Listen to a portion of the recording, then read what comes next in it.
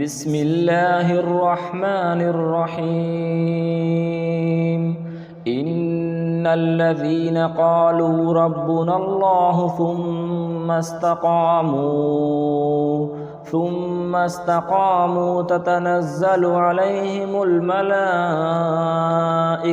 ألا تخافوا ولا تحزنوا وأبشروا بالجنة التي كنتم توعدون نحن أولياؤكم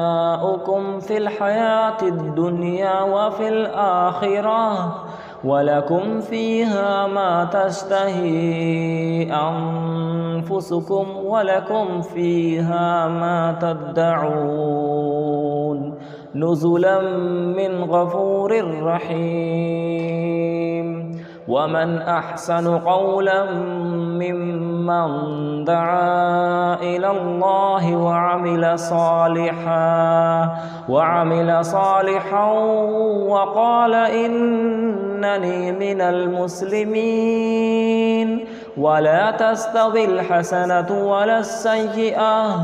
ادفع بالتي هي أحسن فإذا الذي بينك وبينه عداوة كأنه ولي حميم وما يلقاها إلا الذين صبروا وما يلقاها إلا ذو حظ عظيم وإما ينزغنك من الشيطان نزغ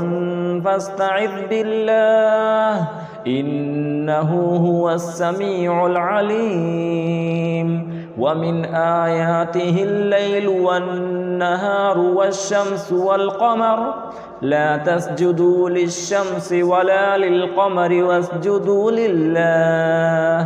واسجدوا لله الذي خلقهن إن كنتم إياه تعبدون فإن استكبروا فالذين عند ربك يسبحون له بالليل والنهار وهم لا يسأمون ومن آياته أنك ترى الأرض خاشعة فإذا أنزلنا عليها الماء اهتزت وربت إن الذي أحياها لمحيي الموتى إنه على كل شيء قدير إن الذين يلحدون في آياتنا لا يخفون علينا أفمن يلقى في النار خير أم من يأتي آمنا يوم القيامة اعملوا ما شئتم إنه بما تعملون بصير إن الذين كفروا بالذكر لما جاءهم وإنه لكتاب عزيز لا يأتيه الباطل من بين يديه ولا من خلفه تنزيل من حكيم حميد ما يقال لك إلا ما قد قيل للرسل من قبلك إن ربك لذو مغفرة وذو عقاب أليم ولو جعلناه قرآنا أعجميا لقالوا لولا فصلت آياته أأعجمي وعربي